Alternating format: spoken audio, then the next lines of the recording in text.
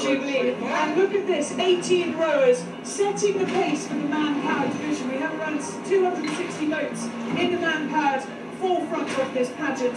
And Sir Matthew Pinson here, who's right at the front, hello Matthew, setting the pace of 4 knots. He mustn't go faster than that. We have Steve Redgrave over here on the other side. And the tough thing for people as competitive as this, a 5-time gold medalist,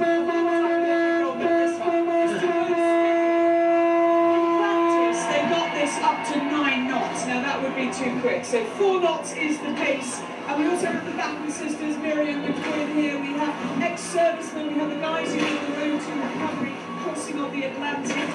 They told me they were used to rowing with no clothes on today. Obviously they are wearing clothes. And I will be trying to talk to a few of those as we continue this river pageant. We have just passed the Queen on the Royal Barge. And this, the head of the pageant.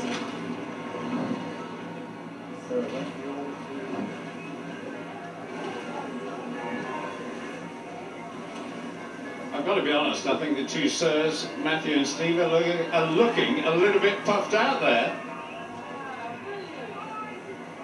It truly is a beautiful craft, 90 feet long, the largest rowed vessel in the UK.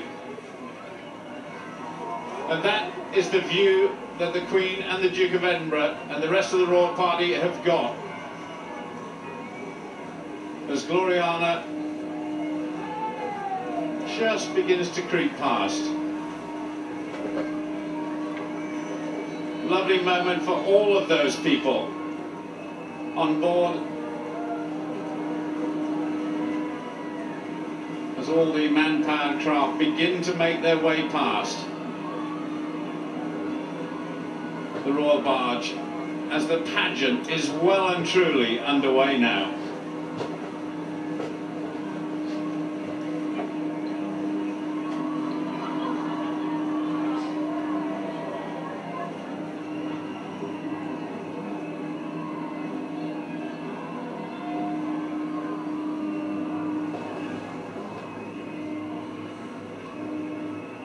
Well, we can see the massive boats moving down the river towards Tower Bridge, but a little bit further up from where we are currently, as the Queen and the Duke of Edinburgh watch on. We've got Chris Hollands waiting for the first arrivals. Yes, thank you very much indeed. You can probably sense and hear the crowd at Battersea Park just behind me as the manpower section led by that wonderful boat, the Gloriana, comes towards us. I must say, you probably don't get the sense of that on television or up in your commentary box, how windy it is down here on the River Thames. It's going to be extremely hard work, not necessarily for the likes of Sir Steve Redgrave and for Matthew Pinson, but for, let's say, the less qualified rowers and paddlers a little bit further behind. It's going to be really hard work. Remember, they've got to be speeding along here at 4 knots.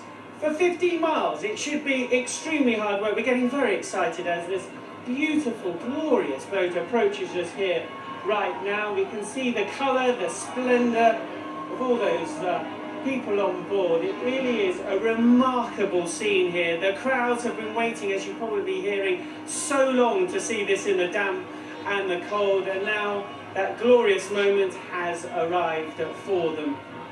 A long way to go for some of these rowers, but I was talking to them a little bit earlier and they were looking forward to it. This was the moment they've been training for so very long.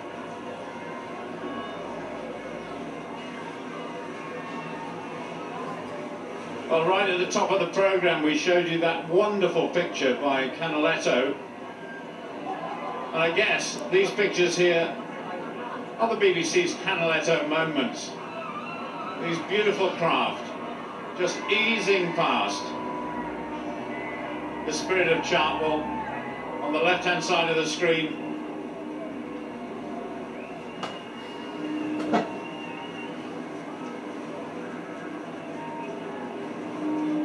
In just a few moments' time we'll be having all of these man-powered craft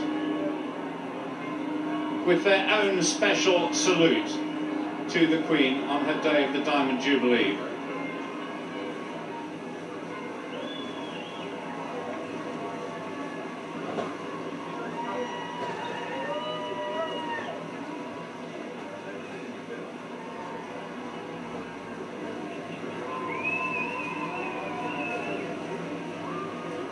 There really is smiles all round at the moment. Good to see.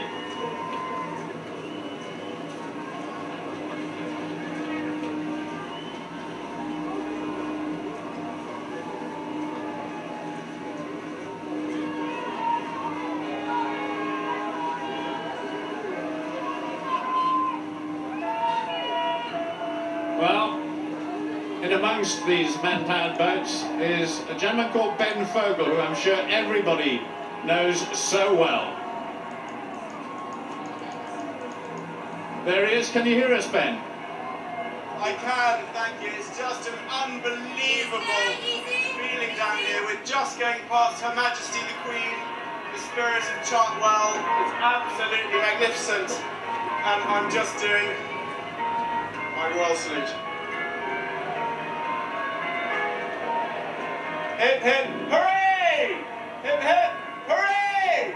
Hip hip hooray!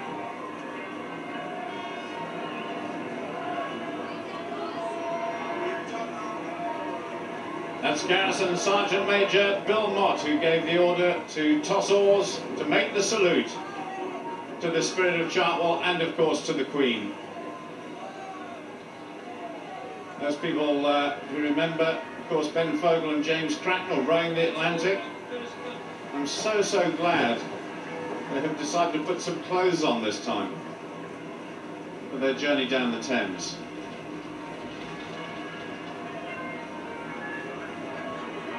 Absolutely stunning pictures.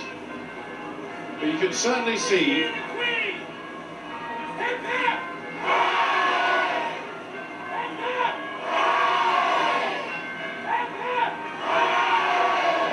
I was about to say, you can certainly see how the wind has picked up, and then it struck me, you certainly need a big voice to be a Garrison Sergeant Major. And Bill Mott is very well equipped indeed.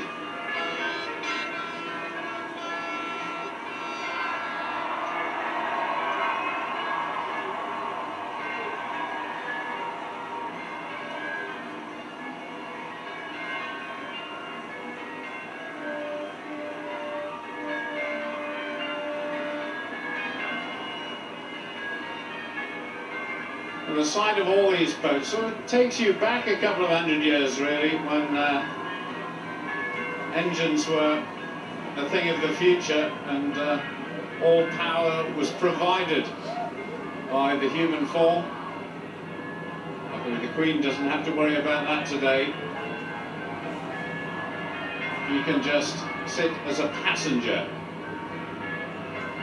and watch the world go by.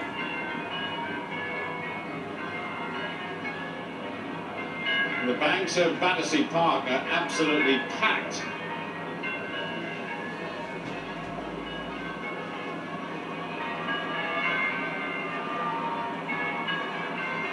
In the foreground there, Ben Fogle looks very comfortable. He's a good all-round sportsman. I think that's Blue Peter's Helen Skelton sitting just behind him.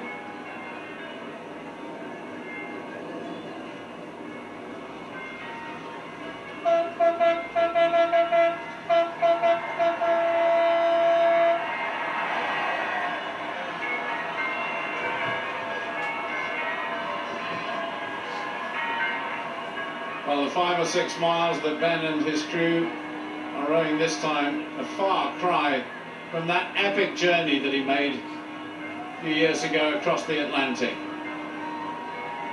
Albert Bridge in the background. One of the most beautiful bridges, I think, especially in the evening when it's lit up.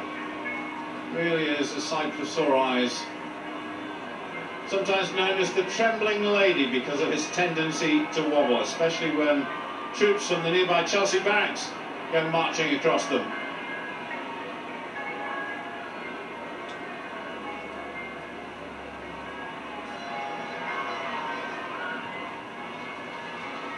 Well, in case you're wondering what's happened to the Royal Barge, well, it is still moored at Cadogan Pier there, as you can see, almost the top right-hand side of our screen. But as soon as this section of boats has moved past, Royal barge, the Spirit of Chartwell, will just ease away from Cadogan Pier into the middle of the River Thames. So this is the first of all of the sections of boats that are involved here today in the pageant.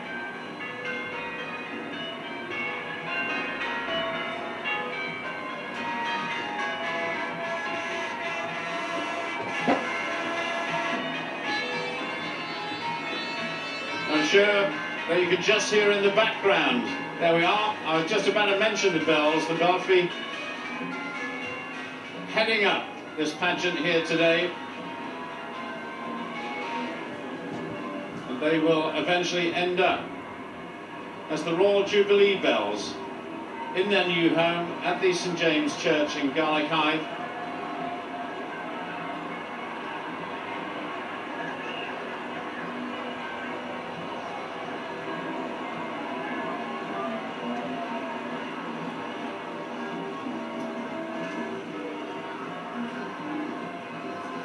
Well, we promised you a lot of fun,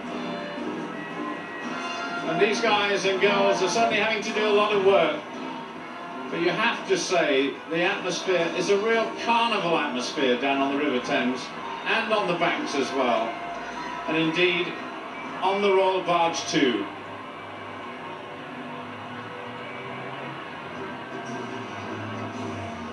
And there are still many, many boats to come.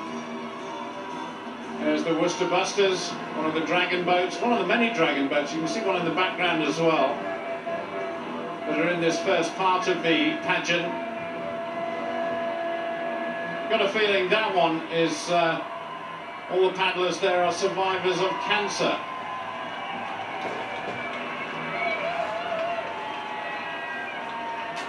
What a beautiful shot.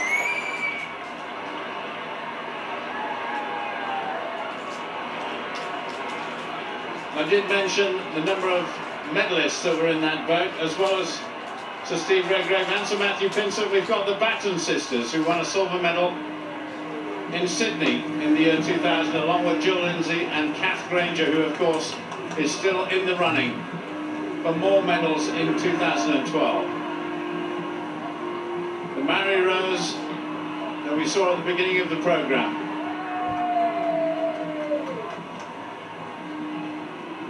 Always look warlike.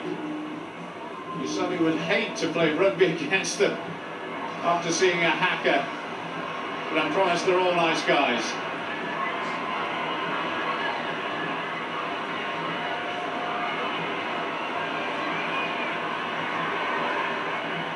The Spirit of Chartwell just being patient and waiting its turn. And some of the Venetians that are here in London.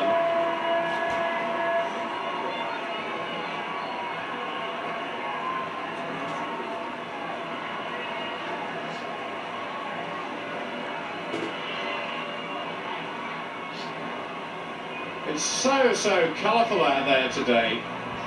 Sometimes the River Thames looks a bit grey, looks a bit but there's plenty of colour on display here today.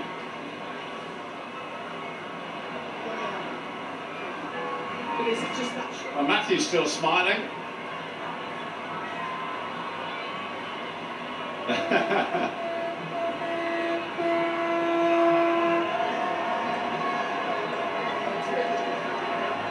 Just fabulous. So much response from the crowds on the banks and on the bridges as well, and people on their balconies and flats, and just all the way down you're hearing cheers and you're seeing flags being waved.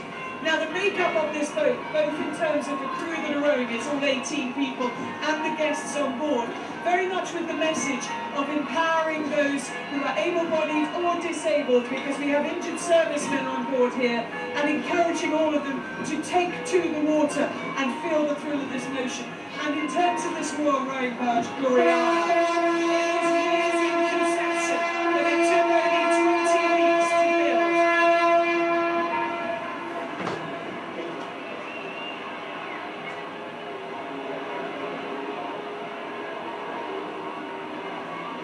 Well, I think if the Gloriana slows down, somebody ought to get Claire to do a leg or two. Well, the 260 or so man-powered boats, because they've already gone past the Spirit of Chartwell, so it won't be too long before the Spirit of Chartwell undergoes her journey as all the flags of the Commonwealth countries come past. All those boats crewed by sea cadets from all over the United Kingdom.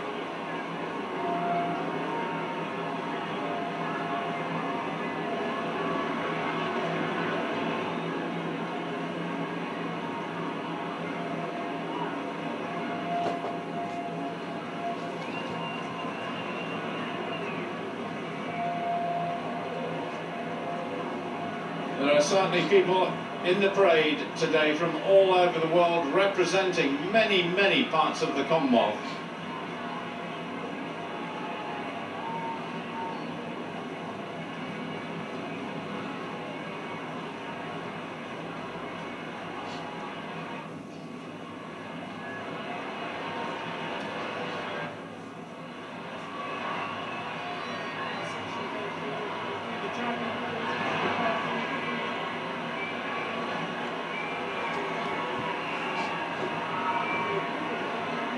Well, we've obviously got a little problem. We'll catch up with Chris a little bit later on as we just concentrate for a little bit longer on these man-powered boats. And there, once again, are the gondolas with our Italian contingent. Beautiful boats, aren't they? I always think they must be devilishly difficult to steer. But these guys are doing a grand job. One of the Maori canoes just on the far side there, the war canoe. Hello, hello, hello, hello, hello.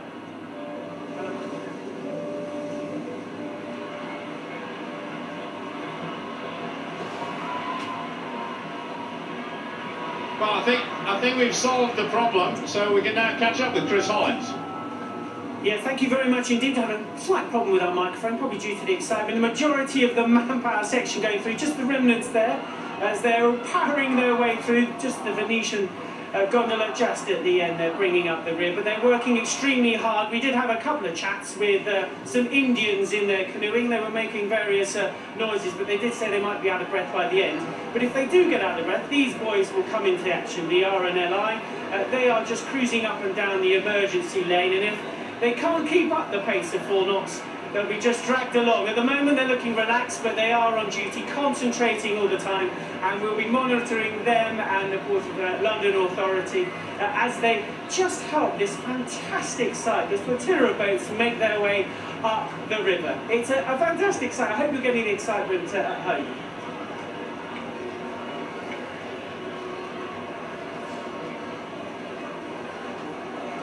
The Queen certainly waiting patiently for the Spirit of Chartwell to move out to join its place in the pageant.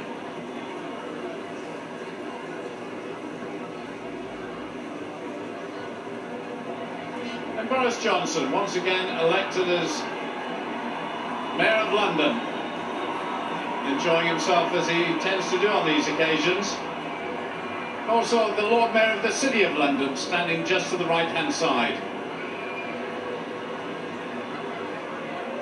Of course, the Lord Mayor's pageant every year is another great spectacle in London that we can look forward to later on this year. That's the Haven Gore.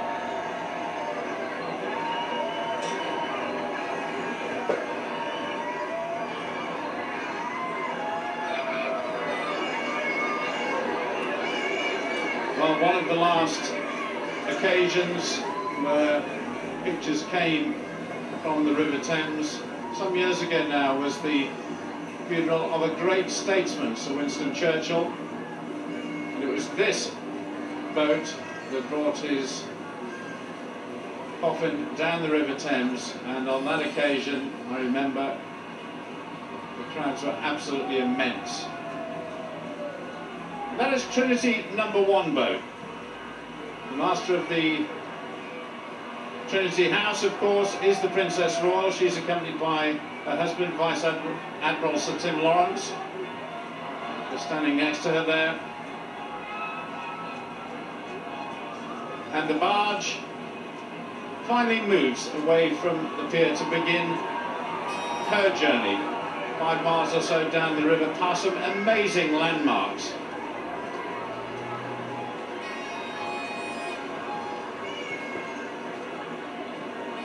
And Princess Anne's boat will form part of the squadron of vessels that will be just behind the Spirit of Chartwell.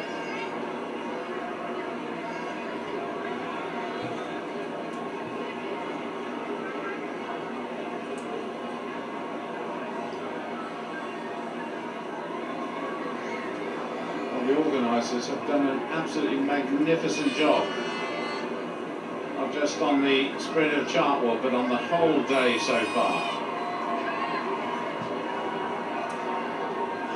So the Royal Barge moving out into the centre of the river, where it will join the flotilla of boats, as we just saw a glimpse there of all the heralds, which will just move ahead of the Royal Barge. Of the flags of the Commonwealth just ahead of them. Got a feeling Trinity number 1 with Princess Anne is in that group as well.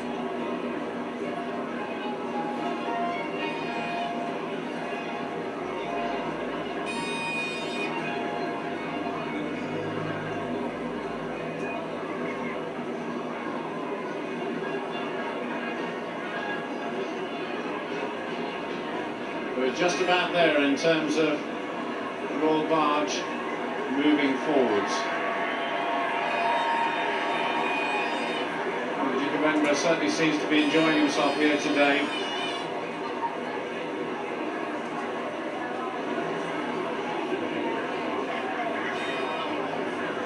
As the Connaught just moves ahead of the Royal Barge.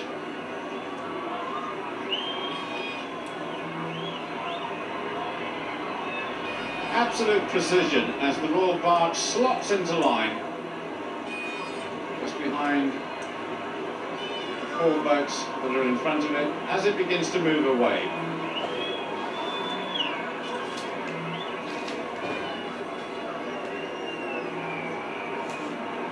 The Middleton family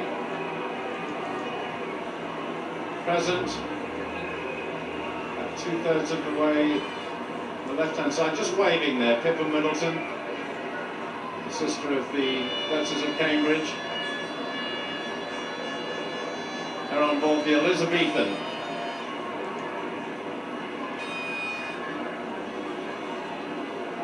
This is Middleton, Carol Middleton there in the cream top and skirt.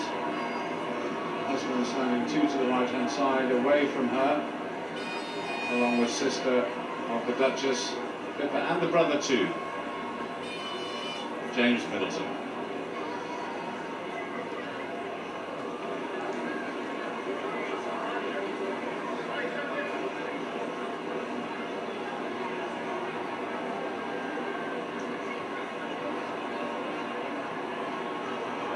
Well, certainly the hand-powered boats have made very good progress indeed.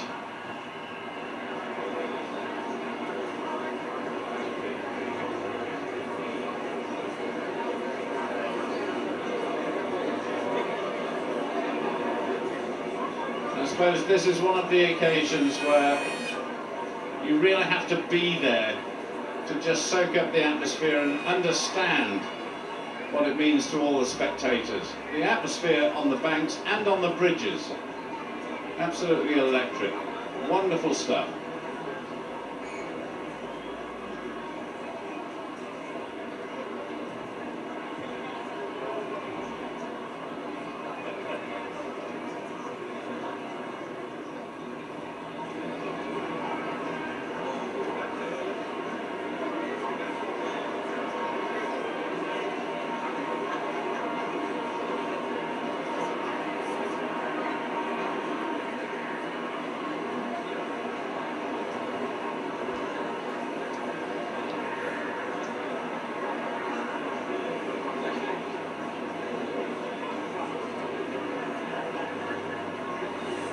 What a fantastic sight. I tell you, there are thousands of people standing here on the riverbanks behind us. They are not seeing these pictures. They have no idea what is heading their way. This is where it will all finish in about an hour and a quarter up at Tower Bridge. Extraordinary scenes. Yes, and if you're not sure really what to expect, well, this is the order that the Flotilla will follow. So leading proceedings, the Royal Jubilee Bells is the first of 10 music barges, making each of the sections of boats taking part in this procession. Yes, that's where John Barrowman is. We saw him earlier. He's even having a go at ringing that. Following the bell ringers, the Royal Row Barge Gloriana, and behind her those 250 rowboats which are acting as the pace setters for the Flotilla. Then there are kayaks and dragon boats, as well as plenty of other boats in the man-powered section.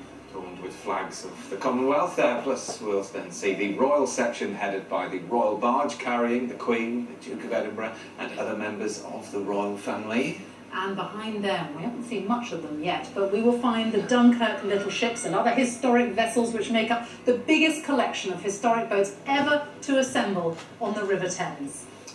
Then it's time for the service boats that work on the river on a daily basis. Steam and working vessels, leisure vessels, recreation, motorboats, look, narrow boats and barges, and then the passenger boats. And bringing it all up at the tail end of this enormous procession, 1,000 vessels, is the London Philharmonic Orchestra, which will be entertaining us all along the way and is going to be providing us with a wonderful finale marking the end of the pageant when they finally arrive here at Tower Bridge. Amazing amounts in store. Thankfully they haven't played Singing in the Rain just yet. No, I think actually only umbrellas are down. I think we're okay. I think we're all right. The rain is holding off. Yeah, just a little bit too much wind for my liking for those rows, but they're digging in and doing well. Right, well, let's go straight to Battersea Park, which is where the procession is passing by right now. And Tess Daly is there, soaking up the atmosphere at an enormous party. We're all very excited here because we've just this moment seen the Queen going by. Brilliant. There's lots of whooping and hollering over here. Now, the last time that Battersea Park saw an event like this was back in 1951 for the Festival of Britain, when the whole park was turned into a pleasure garden. Now, Margaret and Fred, you were here in 1951. You're here today. It must be a very special day for you both. It is. It's very special to be back here. And I didn't see the Queen, I must admit, last time. I saw a beautiful festival, but I didn't see the Queen. And Fred, does it bring back special memories for you here today? Absolutely, yeah. I think it was a brilliant time, 1951. The war had just finished a few years and everybody was really happy. Everyone was celebrating the end of austerity, weren't they? And Naomi, you are an MBE, I believe. You founded MBE. Why are you an MBE? For services to the Lord Justices. I worked at the Law Courts. And I believe you met the Queen not once but twice. How was that? Oh, delightful. An occasion never to be forgotten. Did you have a little chat? I did indeed. Shake hands? Shook hands and lovely. Marvellous, congratulations. And Harold, I believe you're celebrating the diversity of the Commonwealth today. You look fabulous. Thank you very much, Tess. So do you. We have another artist Barbie and Fancy. We're doing Commonwealth Queen makeovers. Oh, sorry. So we're transforming people into different Commonwealth Queens, Caribbean Queens, African Queens, Indian Princesses. So we're doing that in the park all day. I might make my way over for a makeover a little bit later on. That's all right with you? Yeah, that'd be great. We'd love to transform. Love it all. And Cinzia, an Italian lady, what are you doing here at the Diamond Jubilee celebrations? Oh, because I love this country. I married an Englishman, of course, and I'm here to celebrate with everybody else. And I brought a piece of history. This is a piece of the coronation. This is a piece of memorabilia for the coronation. Really? So this is from the coronation, 1952. Ooh, look at that genuine vintage ribbon. 1952. As you can see, it's vintage. Head to toe, you look absolutely gorgeous. Today is a real celebration of British culture here at the Diamond Jubilee Festival. And of course the Queen is a huge part of that. Join us later for more festivities. Tess, thank you very much, Tess.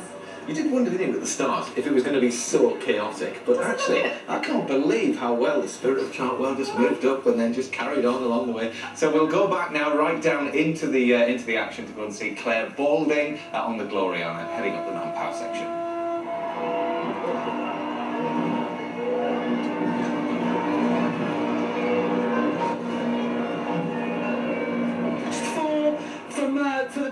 Dixon, we have Will Dixon here as well, who's part of Road to Recovery, and he has rowed the Atlantic, 3,000 miles of it.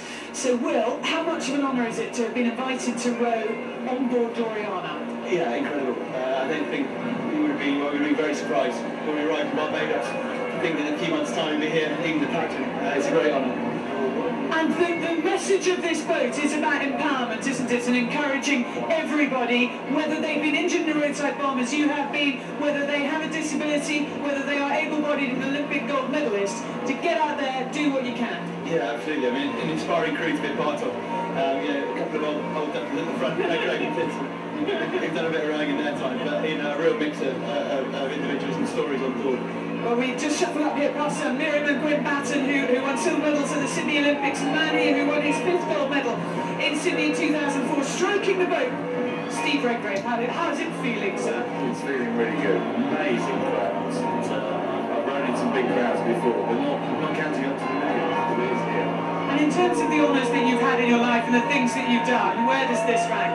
This is very, very special. Right up there. As long as we get there first, we're all very competitive. We're trying not to race, but no, it's absolutely fantastic honour. And when I was asked to try and put a crew together for this boat, is that all my first choices came forward. No one turned it down. Everyone was really excited about doing it. So were you the chief selector then? Well, sort of, yes. Lord Sterling was the guy that's in charge, and I saw the boat in December being built, and I was absolutely blown away from it. It was absolutely stunning, and it was in its shell form. And then to see it now in its all its country is just unbelievable. It is an absolutely beautiful rowing barge this, and it has such a great atmosphere on board, and I think all of them, although putting in a fair bit of effort, because it's a long way to row for them, and look at Matthew Pinson here at the front, a man who once had the most lung capacity of any athlete, didn't you? It's now been surpassed, but that was some record. Yes, I'm using a bit of it now, though. Keeping you warm, this is. That's exactly right, exactly right. Brilliant, you're setting a beautiful pace, and Gloriana making its way down the river now. We can just start to see the London Eye. Magnificent, magnificent sight. Claire, they're making it look so easy. Wonderful, very special, says Steve Redgrave. I'm not surprised. It looks absolutely fantastic out there. Well, historically, of course, the River Thames was not only a busy route for river traffic, but it is also a source of artistic inspiration. We've seen a little bit of that already, but John Sargent can tell us plenty more. John. That's right. We've got the audience. Yeah. It's a terrific show. These royal occasions always have a great theatrical side to them. So I've invited along one of our great actors, Richard E. Grant. Isn't he perfect? Dressed for the occasion. What have you got on? Well, I've got Union Jack tie. Yeah. I've got my belt. Yeah. I've got my Union Jankles. All right, now look. Okay, shall I reveal that Richard E. Grant is also wearing special loyal underpants? I am indeed. Okay, so here we are. So tell us why you're so keen then, you're dressed for the part. Well, you know, I grew up in Swaziland, so because I've been a patriot since the day I was born, this is the perfect place for me to be. Right, and we are looking at a theatrical occasion, aren't we? We are, absolutely incredible. It's about the biggest proscenium arch that you could wish for. Now we can just see the beginning of what's going to be the 1,000 ships that are going to come past here. Yeah. That's quite a moment, isn't it? It's, yes, a bit bigger than Strictly Come Dancing for you, don't you think? Well, it's a little bit bigger. Right, now we've got... The river has so many artistic associations, doesn't it? Shakespeare's Globe, just down the road there. Red Light District. Over there, that's where Charles Dickens worked in a factory as a young boy. He was, where Embankment Tube Station is. He was in a blacking factory sticking labels on bottles. So the Thames, really, it runs through the English story all the time, doesn't it? The British story. It does, absolutely. Yeah. And you're going to talk to us about Wordsworth, aren't you? I am, because in 1802, 210 years ago, he crossed this bridge and wrote a poem. Right, now you happen to have that poem with you? I happen to have it on my iPad. Your loyal iPad? Okay. On my loyal iPad. Okay. So where Westminster Bridge. Earth has not anything to show more fair. Dull would he be of soul who could pass by a sight so touching in its majesty. The city now doth like a garment wear the beauty of the morning, silent, bare, ships, towers, domes, theatres and temples, lie open unto the fields and to the sky, all bright and glittering in the smokeless air. Never did sun more beautifully steep in his first splendour, valley, rock or hill. Ne'er saw I, never felt a calm so deep. The river glideth at his own sweet will. Dear God, the very houses seem asleep, and all that mighty heart is lying still. Well done, hooray! Thank you very much. Thank you very much, sir.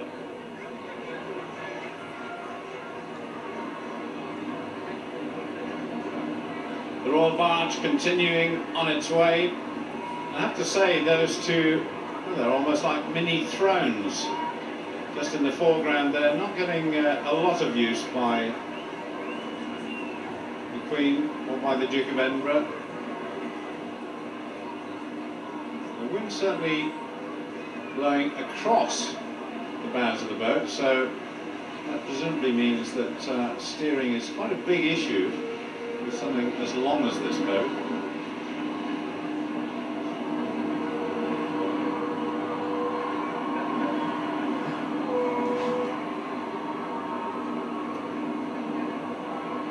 And somewhere on that boat as well as the owner of the Spirit of Chartwell, along with his daughter, Mr. Philip Morrell, and his daughter Kim, along with the 10 watermen and the Queen's Bargemaster, Paul Ludwig. Must be a very proud man today.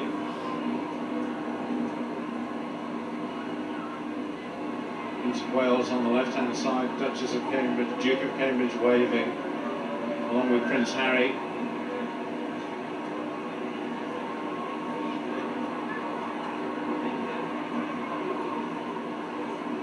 Very good to see the pageant master looking quite relaxed as he talks to Prince Charles. I'm sure he's delighted with the way that things have turned out today. That gives you a good idea as well as to how much preparation many people undertook to get this royal barge absolutely pristine and looking at its best, and they've certainly done a great job.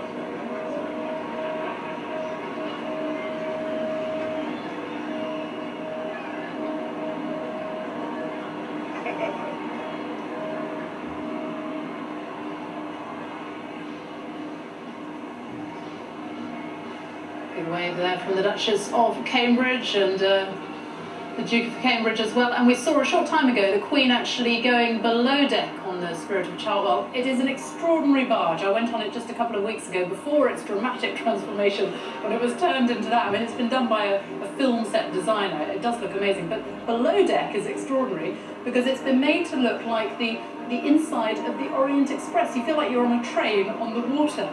And it's a 1929 carriage from the Orient Express. So she's got about 60 people down there being served drinks and canapes, and it's like a floating palace. It certainly is. It's beautiful, absolutely beautiful. So we've seen so many boats that are lavishly adorned. Let's go to one now with a little bit of character. Michal Hussein is on a working tugboat that's made its way all the way from Yorkshire. By all accounts, it was quite a journey. I think Michal is somewhere in the Chelsea area. Can you hear us?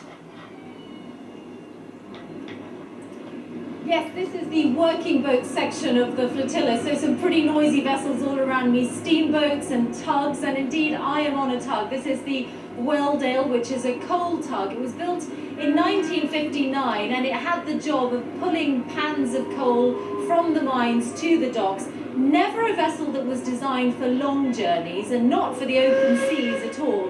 And yet it's made a really remarkable sea journey to get here today, because it's gone along the Humber and then 300 miles right down the coast to make it to the Thames on this occasion. And its skipper is with me now, Chris Sherman. Chris, what was the journey like? It was beautiful. We picked our weather. She's only a little canal boat really, so we took it right. We've got a lovely window in the weather. We've got 4 days, and that's how long it took us. We got her down here. Fantastic. But you must have wondered whether she was up to the task. Very much so. We had quite a few critics. We had quite a few people who said she wouldn't. We've done a lot of work on her. We've done what we could. good. We knew she was okay. She's built heavy and she's done the job. Because she is part of Britain's coal mining heritage, isn't she? She lives in a museum in Gould. Yeah, that's it. We was the lads, we wasn't down the pits, but my dad, my granddad, they all used these brought the coal down. They brought it down from West Yorkshire, from South Yorkshire. It went into the ships at Gould and at Hull and places and got ships abroad back then. So we've done it for the North, like for the mining lads. And the White Rose of Yorkshire is decked out right across the boat. Also here is Eileen Sherburn, your mum.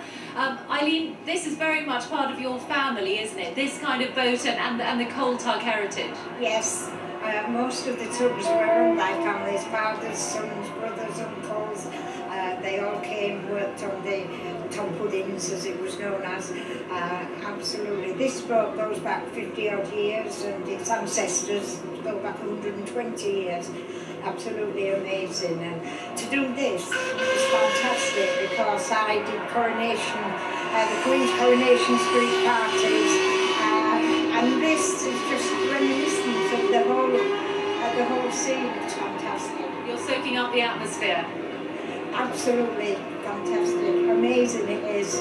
The cheering crowds on the sides, you can hear all the cheering, all the waving the flags. It's just wonderful. Eileen, Chris, I hope we can speak to you later. Thank you. Brilliant. Chris has started to be watching with a lump in his throat. He just couldn't quite get here, but yeah, you're very proud man indeed. It's such a shame you couldn't be here. Well, let's have a look on the river as well, because there are some wonderful shots of the Belfry. There's Westminster Bridge, they're all heading that way, and there's the Belfry, the Court Appeal, 8 bells, a bell for each of the senior royals, the biggest obviously for the Queen, and on board John Barrowman, who is helping them ring the bells as they come. Those bells being answered as they make their way along the shores by churches on either side of the river. It's so important to keep that rhythm when you're ringing the bells. It must be quite hard, you know, that once you're on the water and you're bobbing around a little bit to keep it going. But they're doing a good job, and the crowds off. And the man-powered section, look at them. There they are. They're keeping up. They have to keep a good pace. They really have to lead the way here. 4 knots they've been told to row at, which is a sort of fast walking pace, I think. Yeah. They seem to be doing a good job. Can you imagine, though, being in that? I mean, the spirit that's carrying you along. I mean, you know, you may think, well, my arms have been tied up for a few metres, but yeah, the atmosphere is certainly pushing them along nicely. Wonderful, there's the Gloriana. Well, let's go from the Gloriana to Annika Rice, who is with a party of artists. They're getting ready for the first sighting of the first boats at the Millennium Bridge. Annika. Well, hello again. Hello again. We are having such a brilliant time here. This bridge is getting very busy. We're at the Millennium Bridge. We're calling it the Arts and Crafts Bridge today, because I'm here with 20 painters who are all creating masterpieces. Anthony, come and tell me what you're up to. Well, I'm going for energy of the event. There's quite an incredible anticipation up on the bridge at the moment, so I'm trying to just translate that to canvas with colour and energy. Now, Turner, you love.